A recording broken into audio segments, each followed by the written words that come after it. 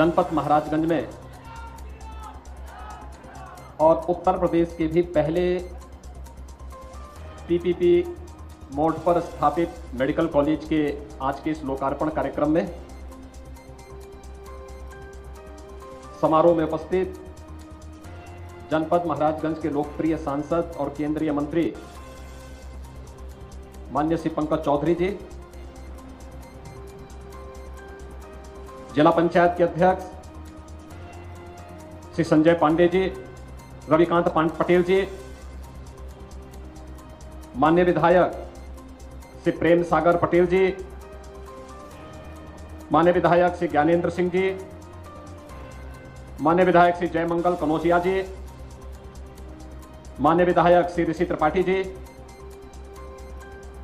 Bharatiya Janata party के जिला के अध्यक्ष श्री संजय पांडे जी,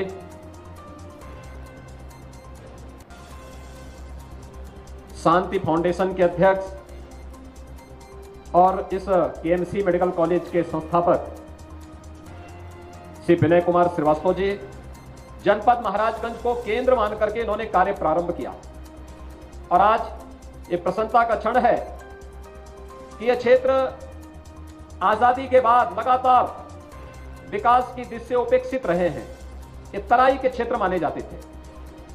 ऐसा माना जाता था कि यहाँ के नागरिकों का विकास में अधिकार नहीं है, शासन की सुविधाओं में अधिकार नहीं है। न यहाँ सड़कें होती थी, न बिजली आती थी, पानी की स्थिति भी अत्यंत खराब थी, स्वच्छता के बारे में कोई सोचता नहीं था।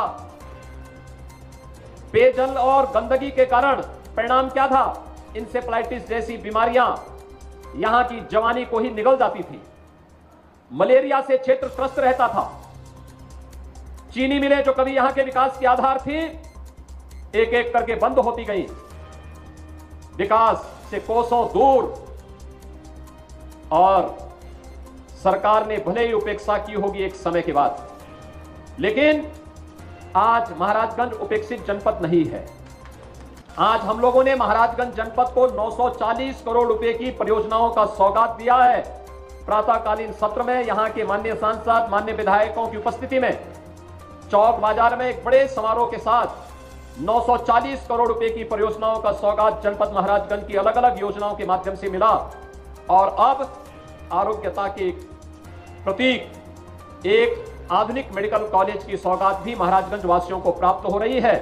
इसके लिए भी और प्रदेश के पहले पीपीपी मोड के मेडिकल कॉलेज के शुभारंभ के लिए भी मैं महाराजगंज जनपद शांति फाउंडेशन श्री विनय कुमार श्रीवास्तव और श्री के सिंह जी को मैं हृदय से बधाई देता हूं, अपनी शुभकामनाएं देता हूं। बहनों और भाइयों, जो व्यक्ति, जो समाज या जो राष्ट्र समय से 2 कदम आगे नहीं सोचेगा और उसके अनुरूप नहीं चलेगा, वो पिछड़ जाएगा। यह हमेशा होता आया है। आपने 10 वर्ष के अंदर भारत की प्रगति को देखा है। एक अद्भुत प्रगति भारत ने की है। प्रधानमंत्री मोदी जी के नेतृत्व में आज भारत दुनिया की एक बड़ी आर्थिक शक्ति बन रहा है। 2014 में जो भारत दुनिया की 10वीं बड़ी अर्थव्यवस्था माना जाता था, और कई वर्षों से यही था कि भारत केवल 10वें नंबर पर ही रहेगा, लेकिन मोदी जी ने उस मिथक को तोड़ करके मात्र 10 वर्ष के अंदर भारत को दुनिया की 5वीं बड़ी अर्थव्यवस्था बना दिया है। और भारत की जो विकास की दर है, जिस स्पीड से के साथ आगे बढ़ रही है, यह स्पीड बताती है कि अगले 2.5 से 3 वर्ष के अंदर भारत दुनिया की 3री बड़ी अर्थव्यवस्था होगा। 3री बड़ी अर्थव्यवस्था का मतलब हर व्यक्ति की इनकम में वृद्धि, हर नागरिक के चेहरे पर खुशहाली, हर एक जगह विकास की आवश्यकता के अनुरूप जन सुविधाओं का विकास, अच्छी शिक्षा होगी, अच्छा स्वास्थ्य होगा, अच्छी कनेक्टिविटी होगी, रोजगार के अनेक अवसर उपलब्ध होंगे, बंद कल कारखाने पुनः चालू स्थिति में आगे बढ़ते हुए दिखाई देंगे। और इस स्थिति के लिए आज मानसिक रूप से हमें तैयार होने की आवश्यकता है। 2017 में जब आप सबके आशीर्वाद से मोदी जी के आह्वान पर उत्तर प्रदेश में डबल इंजन की सरकार बनी थी, तब हमारे सामने चैलेंज था, क्या होगा उत्तर प्रदेश का, कैसे चलाएंगे, क्योंकि तब प्रदेश के पास वेतन देने के लिए भी पैसे नहीं थे। लेकिन इस दौरान डबल इंजन की सरकार ने प्रदेश के जवानों, किसानों, महिलाओं, इन सब की सहभागिता के साथ, टीम वर्क के साथ जो कार्य किया, आज उसका परिणाम आपके सामने है। इंसेफ्लाइटिस की बीमारी पूर्वी उत्तर प्रदेश के लिए सदैव के लिए समाप्त हो गई है। अब इंसेफ्लाइटिस से कोई मासूम असमय दम नहीं तोड़ता। गोरखपुर में एम्स स्थापित हो गया है। कुशीनगर में मेडिकल कॉलेज की स्थापना और पहला सत्र उसमें भी एडमिशन का इस वर्ष प्रारंभ हुआ है। देवरिया में मेडिकल कॉलेज चालू हो गया है। बस्ती में मेडिकल कॉलेज पहले ही प्रारंभ हो गया है। सिद्धार्थनगर में मेडिकल कॉलेज प्रारंभ हो चुका है। गोंडा में मेडिकल कॉलेज प्रारंभ हो गया है। बहराइच में मेडिकल कॉलेज का शुभारंभ हो गया है। सुल्तानपुर में मेडिकल कॉलेज, अंबेडकर नगर में मेडिकल कॉलेज, अयोध्या में मेडिकल कॉलेज, प्रतापगढ़ में मेडिकल कॉलेज, यानी ये सभी जनपदों में आज एक एक मेडिकल कॉलेज है। पहले उत्तर प्रदेश में अकेले ब्याड़ी मेडिकल कॉलेज हुआ करता था और वह ब्याड़ी मेडिकल कॉलेज भी आधा बीमार हुआ करता था। आज ब्याड़ी मेडिकल कॉलेज अपनी बेहतरीन स्वास्थ्य सुविधा के लिए गोरखपुर एम्स के साथ मुकाबला करता है। स्वस्थ प्रतिस्पर्धा को कौन अच्छी सेवा दे सकता है, ये एक स्वस्थ प्रतिस्पर्धा प्रारंभ हुई है। पिछले 7 वर्ष के अंदर जिस उत्तर प्रदेश में केवल 18 मेडिकल कॉलेज थे, आज उस उत्तर प्रदेश में 64 जनपद ऐसे हैं जहां एक एक मेडिकल कॉलेज बन चुके हैं। और अभी आने वाले समय में हम लोग इस संख्या को और बढ़ाने जा रहे हैं। बाकी जो 6-7 जनपद बचे रहेंगे, इन जनपदों के लिए भी एक नई पॉलिसी लेकर के वहां पर भी एक मेडिकल कॉलेज की स्थापना के लिए सरकार कदम बढ़ाएगी। 1 डिस्ट्रिक्ट 1 मेडिकल कॉलेज के क्रम को उत्तर प्रदेश पूरा करेगा, हर व्यक्ति को बेहतर सुविधा उपलब्ध करवाएगा। आज ये कोई संकट नहीं है। पहले होता था कोई व्यक्ति परिवार में बीमार हो गया तो व्यक्ति को परेशान होना पड़ता था कि उपचार के लिए कहां मैं खर्च करूंगा पैसा। आज मोदी जी ने आपको, हर गरीब को 5 लाख रुपए की स्वास्थ्य बीमा का कवर आयुष्मान भारत के अंदर दिया है। और उत्तर प्रदेश पहला राज्य है जिसने 5 करोड़ 14 लाख से अधिक लोगों को अब तक एक एक गोल्डन कार्ड जारी कर दिया कि कहीं भी इंपैनल्ड हॉस्पिटल में जाइए और आप अपना वहां पर उपचार कराइए। आपको केवल जाना, अपना कार्ड सौंप देना है, बाकी उपचार हॉस्पिटल अपने आप कराएगा। बहनों और भाइयों, आज उत्तर प्रदेश के अंदर 64 जनपदों में मेडिकल कॉलेज की स्थापना हो चुकी है।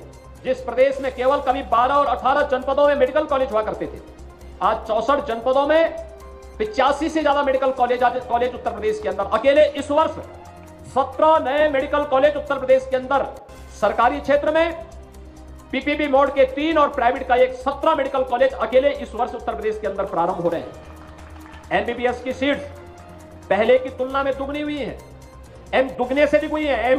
पीजी की सीट्स भी पहले की तुलना में दुगनी हुई है। यानी आने वाले समय में हमें मेडिकल शिक्षा के लिए भी और स्वास्थ्य चिकित्सा के लिए भी योग्य चिकित्सकों की कमी नहीं रहेगी, बल्कि हर गांव में बेहतरीन सुविधा दूर दराज के क्षेत्रों में भी देने में हमें आसानी होगी। और इसके लिए प्रधानमंत्री मोदी जी के विजन के अनुरूप आज हर जनपद में डायलिसिस की सुविधा, आईसीयू की सुविधा, हर जनपद में सीटी स्कैन आदि की सुविधा हम दे सके, इसके लिए सरकार के स्तर पर प्रयास प्रारंभ हुए हैं। नर्सिंग की पढ़ाई भी बेटियां अपने जनपद में ले सके, इसकी तैयारी भी हो रही है। इसके लिए भी नर्सिंग कॉलेजेस खोले जा रहे हैं, पैरामेडिकल के कॉलेजेस खोले जा रहे हैं। बड़े पैमाने पर यह कार्य केंद्र और राज्य सरकारें मिलकर के युद्ध स्तर पर इस कार्यक्रम को आगे बढ़ा रही हैं। आज के इस अवसर पर जब यहां पर ये सभी कार्यक्रम आगे चल रहे हैं, स्वाभाविक रूप से इस वर्ष हम लोगों ने 3 पीपीपी मोड पर नए मेडिकल कॉलेज आगे बढ़ाए हैं और 13 गवर्नमेंट मेडिकल कॉलेजेस में हम लोगों ने एडमिशन की प्रक्रिया के साथ उन्हें जोड़ा है।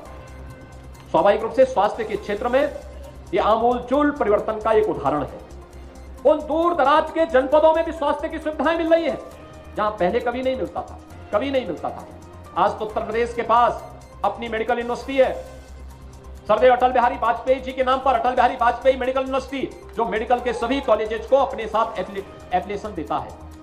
आयुष विश्वविद्यालय है, जो आयुष से जुड़े हुए, चाहे वो आयुर्वेद हो, होम्योपैथ हो, यूनानी हो, इनसे जुड़े हुए कॉलेजेस को अपने एफिलिएशन देने के साथ ही उत्तम शिक्षा इस फील्ड की दी जा सके, आयुष विभाग की दी जा सके, इसके लिए भी वह कार्य कर रहा है। प्रदेश के अंदर टेक्निकल यूनिवर्सिटीज भी हैं, लॉ यूनिवर्सिटीज भी हैं। राज्य सरकार के द्वारा तेजी के साथ नए नए विश्वविद्यालयों की स्थापना के कार्यक्रम को आगे बढ़ाया जा रहा है। जीवन का कोई क्षेत्र ऐसा नहीं है जहां पर आज उत्तर प्रदेश सरकार तेजी के साथ आगे कार्य करते हुए बढ़ करके उत्तर प्रदेश को भारत के विकास के ग्रोथ इंजन के रूप में स्थापित न कर रहा हो। यह लगातार प्रयास करने का परिणाम है। आज हमारा यह प्रयास इस दृष्टि से महत्वपूर्ण हो जाता है। यह मेडिकल कॉलेज जहां पर स्थापित है, यह केवल एक मेडिकल कॉलेज नहीं है, केएमसी हॉस्पिटल और मेडिकल कॉलेज यहां पे उत्तम आरोग्यता की सेवा तो प्रदान कर ही रहा है, देश के लिए अच्छे डॉक्टर भी दे रहा है, देने का कार्य करेगा, लेकिन साथ साथ हजारों लोगों के लिए नौकरी और रोजगार की संभावना का भी एक माध्यम बना है।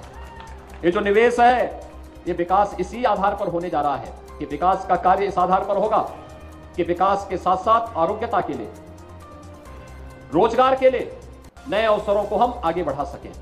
यहां पर अभी संस्थापक केएमसी मेडिकल कॉलेज इस बात को कह रहे थे, कनेक्टिविटी के लिए हमारा प्रयास होगा कि जो मेडिकल कॉलेजेज या जिनके पास इस प्रकार की व्यवस्था है वहां पर हम अच्छी कनेक्टिविटी दें, आवागमन आसान हो सके, और इसके लिए सरकार इसमें पूरा मदद करेगी। इसके साथ ही पीपीपी मोड पर ये मेडिकल कॉलेज चला है, अच्छा है, आपके पास अच्छे यहां पे फैकल्टी आपने तैनात करने की कार्रवाई को आगे बढ़ाया है। अच्छे चिकित्सक यहां पे कोरोना कालखंड में भी काम कर रहे थे और आज भी उनकी सेवाएं निरंतर यहां पे प्राप्त हो रही हैं। मुझे बताया गया यहां पे ओपीडी अच्छी है और आईपीडी भी केएमसी में अच्छी चल रही है। मैं विश्वास के साथ कह सकता हूं कि आयुष्मान भारत में हम लोगों ने जो एक व्यवस्था बनाई है, उस व्यवस्था के अंतर्गत आप आवेदन करें, हम आयुष्मान भारत की सुविधा के साथ इस प्रकार के हॉस्पिटल को जोड़ करके अधिक से अधिक लोगों को इस सुविधा के साथ जोड़ने का कार्य करेंगे, जिससे अधिक से अधिक आम जनमानस इन सेवाओं का लाभ ले सके। जो पेशेंट अगर ट्रामा की फैसिलिटी कहीं उपलब्ध होती है तो वहां पे पेशेंट को भेजने में, वहां पर उन्हें ले जाने में कोई दिक्कत नहीं होनी चाहिए, कोई समस्या नहीं होनी चाहिए। और अब तो इस फील्ड में बहुत सारे रिफॉर्म होने जा रहे हैं। जन आरोग्य योजना के अंतर्गत भी जो सुविधा आयुष्मान भारत के अंतर्गत प्राप्त हो रही है, जन औषधि के माध्यम से सस्ती दवा उपलब्ध करवाने का जो कार्य हो रहा है, अगर हम इन सब का बेहतर उपयोग कर सकेंगे तो इसका लाभ लंबे समय तक आम नागरिक ले पाएगा। और आम जनता का विश्वास जब भी किसी संस्थान पर बनेगा तो वह संस्थान एक लंबे समय तक अपनी सेवाएं आम जनमानस को भी पहुंचाता रहेगा, विकास में इसी प्रकार का सहभागी बनता रहेगा। मैं आज एक बार फिर से केएमसी हॉस्पिटल और मेडिकल कॉलेज के शुभारंभ के अवसर पर, आज जब इसके मुख्य प्रशासनिक भवन और इसकी एकेडमिक बिल्डिंग का आज यहां पर उद्घाटन हो रहा है, मैं इस अवसर पर शांति फाउंडेशन और केएमसी से जुड़े हुए सभी पदाधिकारियों को, खासतौर पर श्री विनय कुमार श्रीवास्तव जी को, श्री के सिंह जी को और उनकी पूरी टीम को मैं हृदय से बधाई दूंगा। आप सभी महाराजगंज वासियों को धनवंतरी जयंती और दीपावली के पहले इतना शानदार उपहार मेडिकल कॉलेज, हॉस्पिटल और विकास की तमाम योजनाओं का प्राप्त हो रहा है। इसके लिए भी मैं आप सबको हृदय से बधाई देते हुए विश्वास व्यक्त करता हूं कि शांति फाउंडेशन और केएमसी अपने लक्ष्यों को प्राप्त करते हुए इस जनपद के विकास में एक मील का पत्थर साबित होगा। आप सबके प्रति मेरी शुभकामनाएं, दीपावली की मंगल में शुभकामनाएं आप सबके प्रति। धन्यवाद। जय हिंद। आप देख रहे हैं डीवीएस न्यूज।